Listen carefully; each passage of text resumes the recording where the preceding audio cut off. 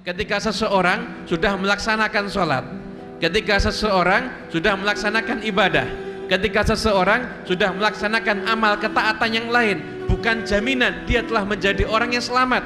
Karena dikatakan oleh para ulama, sesungguhnya a'malul jawarih wa a'malul qulub, lebih diunggulkan a'malul qulub, amal daripada anggota badan kita, seperti amalnya tangan kita, seperti amalnya telinga kita, lisan kita dan lain sebagainya, itu masih kalah dibanding amaliyah dengan hati kita.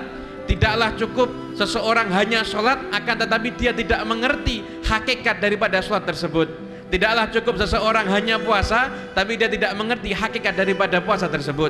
Intinya semua daripada ketaatan adalah kembali dan menuju kepada hati. Ketaatan kita bertujuan untuk menjadikan hati kita ini adalah hati yang bersih dan hati yang suci.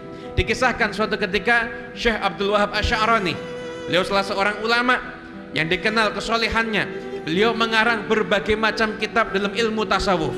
Beliau adalah raja sufi di zamannya. Beliau dikenal sebagai pembimbing bagi setiap murid yang ingin berjalan menuju Allah Subhanahu wa taala.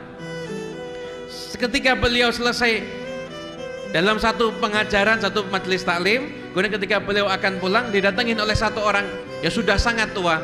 Kemudian orang tua itu bersalaman dengan Syekh Abdul Wahab Asy'arani, kemudian meremas tangan Syekh Abdul Wahab Asy'arani hingga beliau Syekh Abdul Wahab Asy'arani merasa kesakitan. Dan orang tua itu mengatakan, "Kamu yang bernama Syekh Abdul Wahab Asy'arani?" "Iya, betul, saya adalah Syekh Abdul Wahab Asy'arani."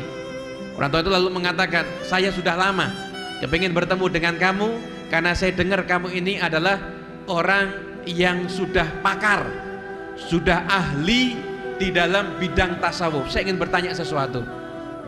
Beliau seorang ulama, ditanya, mengatakan, "Silakan, apa yang ingin kamu tanyakan, silakan kamu tanyakan." Lalu orang tua ini menanyakan pertanyaan yang sangat sederhana.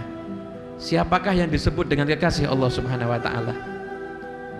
Kita sering mendengar istilah waliullah, kekasih Allah. Siapa orang yang layak mendapatkan gelar waliullah atau kekasih Allah tersebut?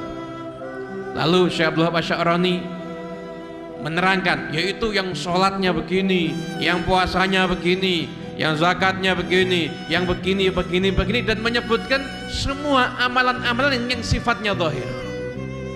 Dan kata orang tua itu, selesai, cuma itu. Jadi menurut kamu yang disebut wali itu cuma seperti yang kamu sebutkan tadi, yang sholatnya bagus, yang puasanya bagus, yang sedekahnya bagus, cuma itu? Ketahuilah wahai Syekh Abdul Wahab Asy'arani, semua amal yang kamu sebutkan tadi itu bisa hancur karena satu kedengkian aja kepada orang muslim.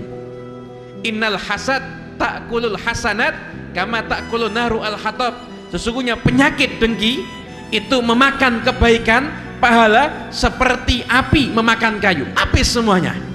Ini yang kamu sebutkan tadi, ini tadi mulai sholat itu dari semuanya, itu dengan satu kali dia benci pada orang muslim, satu kali dia mendengki kepada orang muslim, orang mukmin, habis semua amalnya.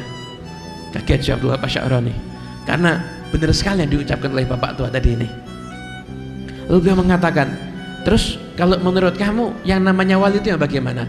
Yang dinamakan waliullah, kekasih Allah, adalah orang yang di dalam hatinya tidak punya kebencian kepada siapapun juga. Dalam hatinya rahmat, dalam hatinya tidak mendengki, dalam hatinya tidak membenci, lisannya tidak pernah kotor mencaci maki aib orang lain, lisannya tidak pernah membuka aib orang lain, telinganya tidak suka mendengarkan aib orang lain. Inilah manusia yang hatinya bersih dan inilah yang layak untuk menjadi kekasih Allah Subhanahu wa taala. Syekh Abdul Wahab Asy'arani terkejut lalu mengatakan, "Benar, jawabanmu adalah lebih tepat daripada jawabanku tadi."